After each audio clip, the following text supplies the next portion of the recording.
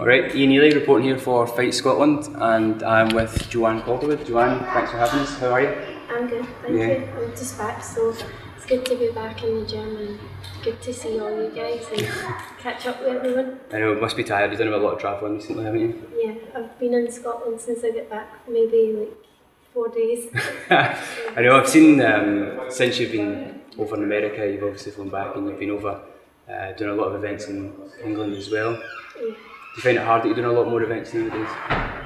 Yeah, it's harder just because I can't really train with my team, and being away from home it's harder to train, so that's the only hardest part I find, because I love training and kind of like in the gym all the time, and it's hard being away from the gym. Yeah. Kind of, it makes it, I'm looking forward to being back and stuff, so it's kind of motivated to come back. And Well, that's good. I suppose I'll probably give a little bit of background for anybody that doesn't really know who you are. You are Scotland's #1 fighter, basically. You've a mixed martial artist, you've got a pro record of 8-0 and a Muay Thai record of 19-2. Is that right? yeah. And you've been selected based on your record to fight in the UFC on their Ultimate Fighter reality show. Yeah. The format of the Ultimate Fighter, it's the biggest show in mixed martial arts, and the UFC selected 16 fighters from all around the world to compete, and in a tournament format the winner will eventually be crowned the inaugural UFC strawweight champion. Yeah. Is that pretty daunting? Yeah, you done brilliant there, Stella. No, it's not daunting. Like, this is what I do and this is what I love. I just like the competition and I wouldn't change it for the world, and it's just made it that more. It's a bonus that it's on the stage in MMA. It's like, just makes it a bonus. That's great. One of the surprises, that the UFC sprung on this show, which was different from any other show, was that they ranked all the fighters. Previously, all the fighters auditioned and they got in, and it was basically a free-for-all, and it was a sort of schoolboy, I'll have him, I'll have him. But this time all the fighters were ranked, and ranked 1 to 16, and you were ranked #2. How did that feel? Didn't really think about it, you know. I don't believe in rankings, because and especially in MMA, the fight, anything can happen, and I just like to prove myself with fighting the best and keep winning and that kind of thing. I don't really deal with the ranking side of things. It was nice for me to be put into #2. That's probably based on your record of 8-0, but you also fought 3 times for Invicta FC over in America, and you fought very well and gathered a lot of publicity from that. Do you think that the 3 fights for Invicta really shot you up the rankings? Yeah, I fought 4 times for them, I think. Did you? Yeah. It was a wee joke. I was testing you just to make sure. See if I'm punchy or not. Yeah, I thought it was great to get over to America, because I knew I had to get over there to get fights and to just to get the best girls in my weight class. They were all over in America, so I was really fortunate to get that opportunity, and it's great. One of the things, because this is a brand new weight class to the UFC, women's fighting is relatively new to the UFC, but your weight division of 115 pounds, or strawweight, has never existed before in the UFC. So the UFC essentially acquired 8 of the best fighters from Invicta, and they added on 8 additional auditioned fighters to that. Did it make a difference to you knowing that you knew some of the fighters already and that you'd seen them and fought alongside them at different events? Did it make a difference knowing that you knew who you were going to be going into the house with? Yeah, because I knew what I was going to have to deal with. So I knew their characters and I knew their personalities. So if anything, it made it harder for me, because I knew what it was going to be like. There was going to be a lot of drama and stuff, but it never faced me one bit. It's like, I need to get. Right. Before I go any further, I'm just going to have to put it out there that if anybody hasn't seen episode 2 of the Ultimate Fighter season 20, I'm just about to ruin it for all of you. Look away now. Yeah, the reason I've seen that is because I stayed up to 3 AM to make sure I watched it on BT Sports.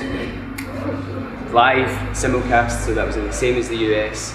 and I saw you win last night. You were ranked, you were slated in against Emily Kagan, who was ranked number 15 in the tournament, and you came out with a decision victory. How did you feel it went? It wasn't really a fight I was looking for. I always want to have a good exciting fight, and I just feel like Emily didn't bring it to the table. I was chasing the fight the whole time. She was on the back foot, she didn't want to strike me, and I just felt it was hard to really engage with her. Have a fight, you know. No, I thought that myself actually, and it frustrated me. Yeah, I mean, totally unbiased, but I did give you both rounds in the fight as well, but they were very close rounds. The first round was a lot more of a stand-up exchange. Emily caught you early on with a couple of really strong left hooks, it looked like, but true to form, your Twitter handle, Dr. Neville, reared, and you managed to catch her with some really great Muay Thai. A lot of knees in the clinch and elbows. Was it part of a game plan? I know you've said in the past that you don't like to really game plan going into fights, but was it something that you knew that you could always rely on, that you would be able to feel out the fight, and then if it wasn't really going the way you thought, then the Muay Thai would always be there? No, I've never, I don't go into an MMA fight thinking, right, I'm a Thai boxer, you know. I've always got that to fall back on. I want to be an MMA fighter. I want to rely on all my skills and put them to test, and never go in thinking about it and see what happens. Yeah, that's probably a good idea, just in case it doesn't really work out. But it's funny you should say that, because the second round was almost the polar opposite of the first. The second round, we spent for the majority of it as a grappling exchange. You managed to get a really good takedown on Emily, and then there was a bit of a ground exchange, and then you got slammed and ended up in a rather unusual position, a reverse triangle where you were on the bottom. Don't think that's a position you were trained very much, is it? I do actually get the reverse triangle a lot. Do you? And Paul always gives me shit, and Gary as well. It's not a real move, but I just... did alright? Yeah, I was in that position, but I should have let it go. But in the moment, I was like thinking, shit, I felt like this goal should be on top. I was thinking maybe the referee would stand it up, but it's hindsight, isn't it? Yeah, well, were you aware of the time in the fight, like how long was left in the clock, and were you able to judge, thinking, I've got it here, you know, I've been basically in control for 2 or 3 minutes here, or I didn't know that. I didn't know what time it was, and I couldn't hear anything. I heard a lot of voices, but none of it was. So maybe if I did hear that it was a minute left or something, I would have fuck it. Let Miss go and then see what she's got. And do you feel like you won the fight, looking back?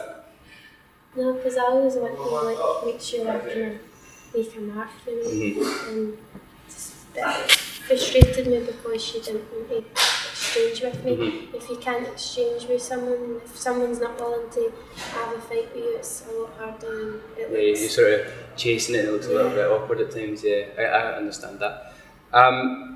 Talking about the fight, it was now a few months ago, but you had to wait between your last fight in Invicta, which was in December of 2013. You had to wait until the film started the show in almost July. How was that layoff for you? It was good. I got to work on a lot of stuff and pick up new techniques, and I really appreciated the time that I had with my team. Now that when I had to go away, and but nothing prepares you for that. Experience.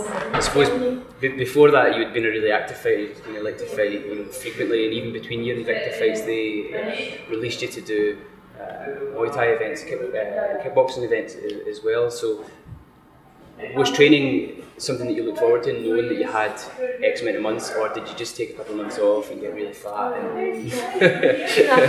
in the gym even if I don't have a fight, because I know the next fight's just a matter of time coming around, and time comes around fast, especially when you're training and you feel like it just runs away from you. So, and I love training. I'm not just doing it because I like fighting, I love training and I love fighting. The fighting's a bonus at the end of it. The time that you spent off then, you knew the format, and that you knew that you were going to be facing off against another 7 girls coming from Invicta, as well as another 8 that had auditioned. Had you spent a lot of time thinking about who you were going to be fighting with that was coming along, and did you mark out anybody in particular, thinking, oh, I could maybe have go harder, or if I can actually go harder? Did that not enter your mind at all? No, because I would have been there for weeks and weeks because there were so many. Obviously, we only knew the first 7 girls that were going in, and then the other 8 we didn't really find out until like a few weeks before. So, and I don't really do my research on any of the girls. If I'm fighting them, then I'll watch them at the start of my fight camp, and then that's really it. Just concentrate on myself.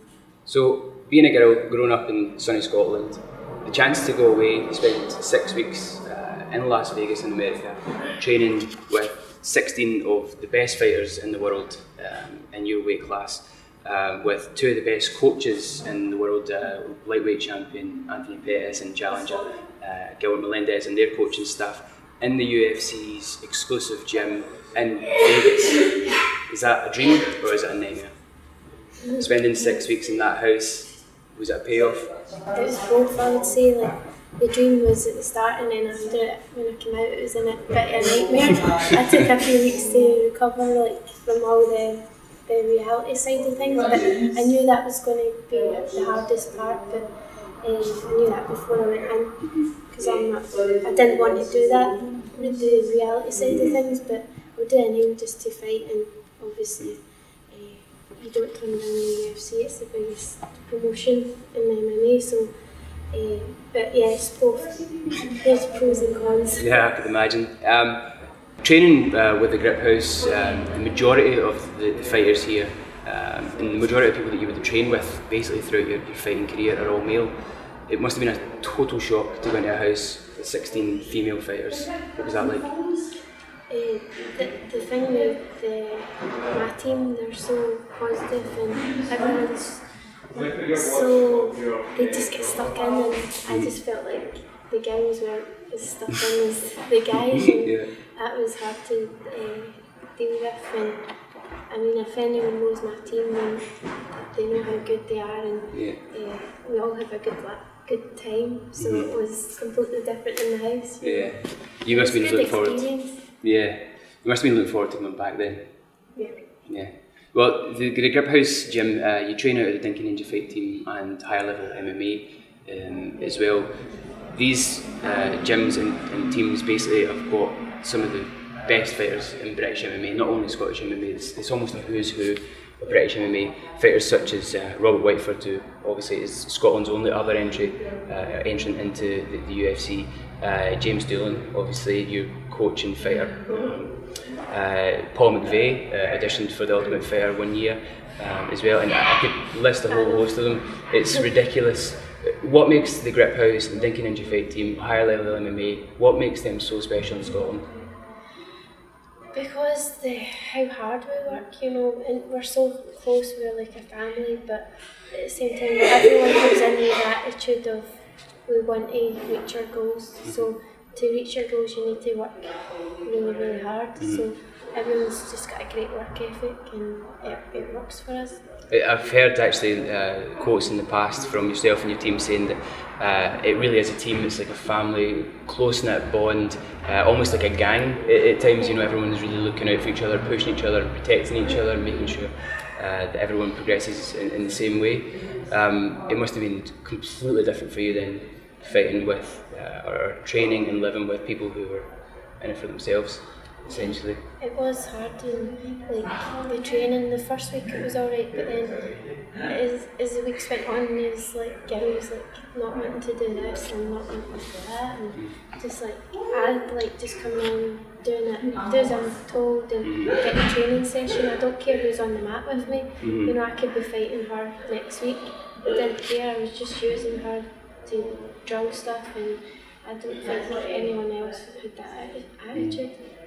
The team, I've heard some quotes in the past when you come back from some of your Invicta fights saying, oh, she's such a diva, she's so full of herself now, she walks around, you know. You must be getting a lot of that now, coming back from the UFC stint.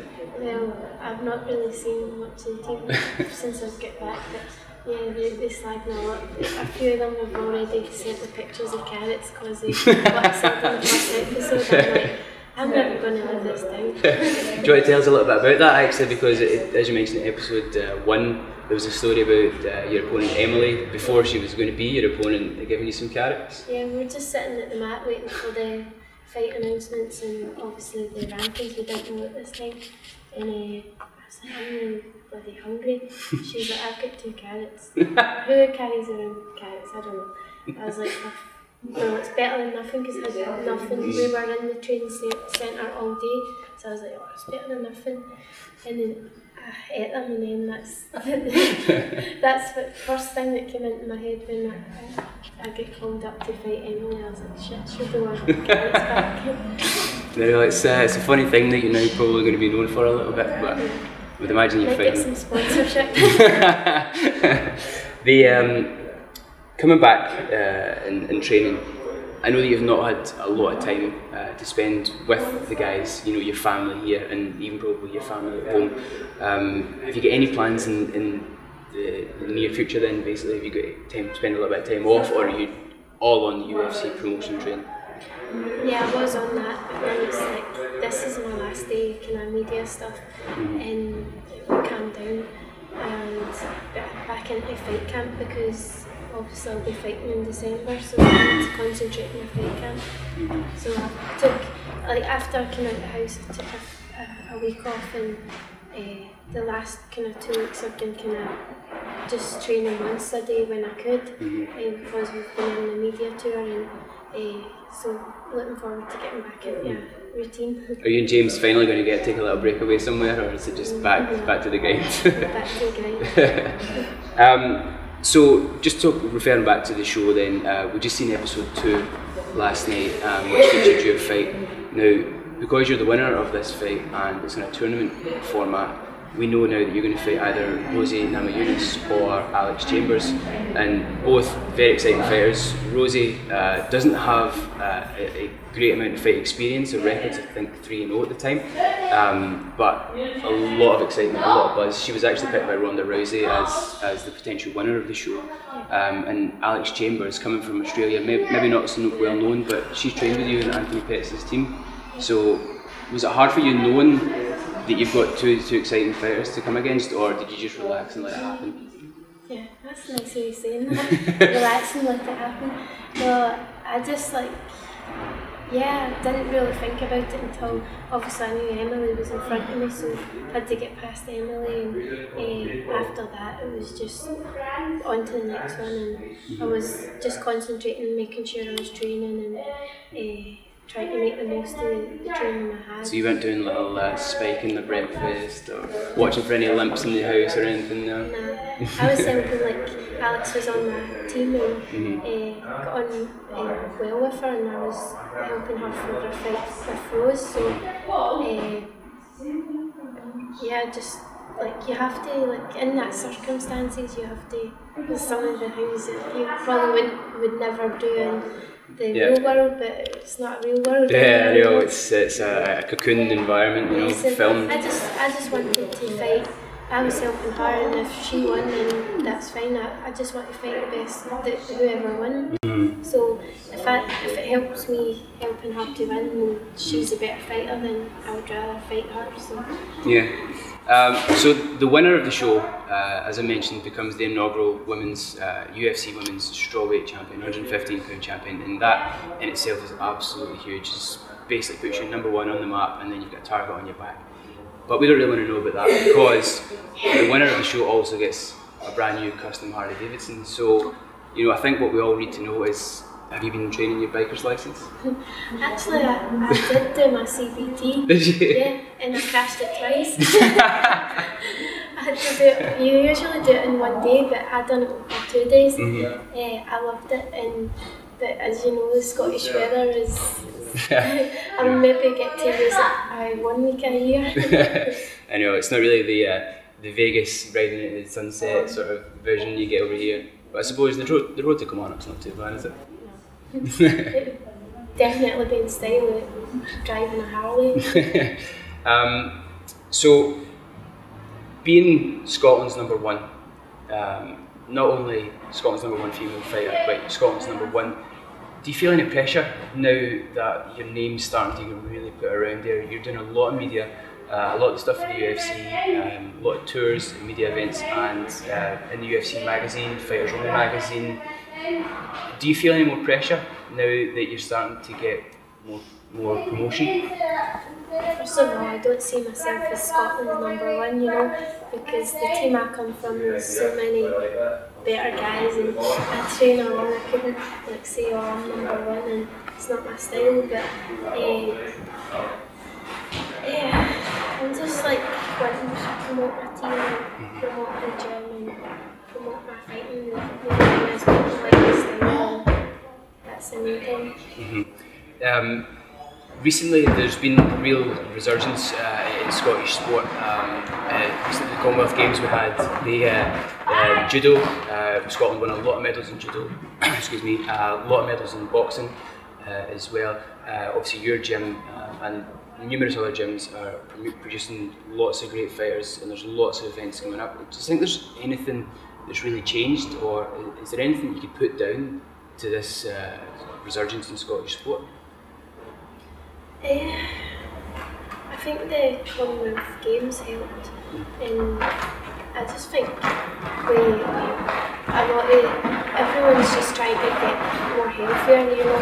You see it in adverts and stuff that people are promoting healthy lifestyles, and sports is a great way to get into kind of being more healthy and that kind of thing, so that's helped. And just hopefully over the next few years it just keeps going, and because it is important for you to stay healthy, and sport is a great way of doing that because it's fun at the same time.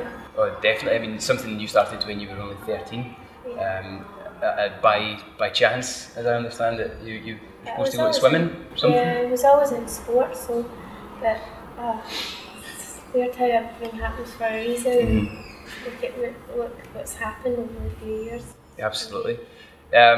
So you say yourself that you don't really see yourself as Scotland's number one fighter, and you're not even the only female fighter that's fighting out of the Grip House gym. There's lots of female fighters coming through. Actually, a teammate of yours, Caroline Park, fought at the weekend. Kristen, no, Charlotte. Sorry. I know. It's always sorry. Charlotte fought at the weekend, and she got her first victory. Is that sign of things to come? Not only just for Charlotte, but for women's MMA. Yeah, definitely. And like, it's just great to see. Like Charlotte came and seen me.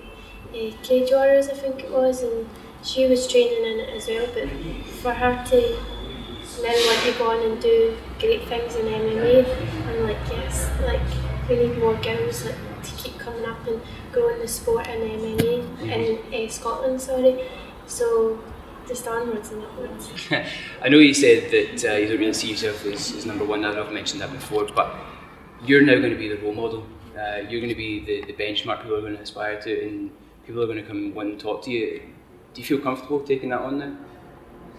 Yeah, because I like promoting being yourself, and I'm not perfect as a person, so I think it's good to have a role model that can be themselves. And like, I've got so far in my career with being myself and not promoting me whatsoever. I've just done my job, fought, and it's got me great places. So I'd like to then pass that on to other people. You know, one of the famous quotes that's come out from you is, "You don't have to be loud to be heard."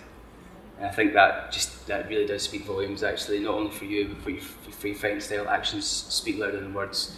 It's really going to be onwards and upwards from here, isn't it?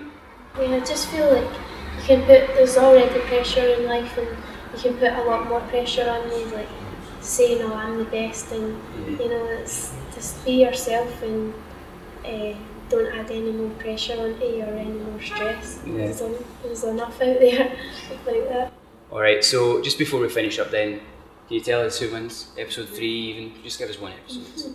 No, if you've got like $5 billion, then I'll tell you fine, but... Give you a few Rolos. No? Dana White doesn't even like that. Probably doesn't know what a Rolo is.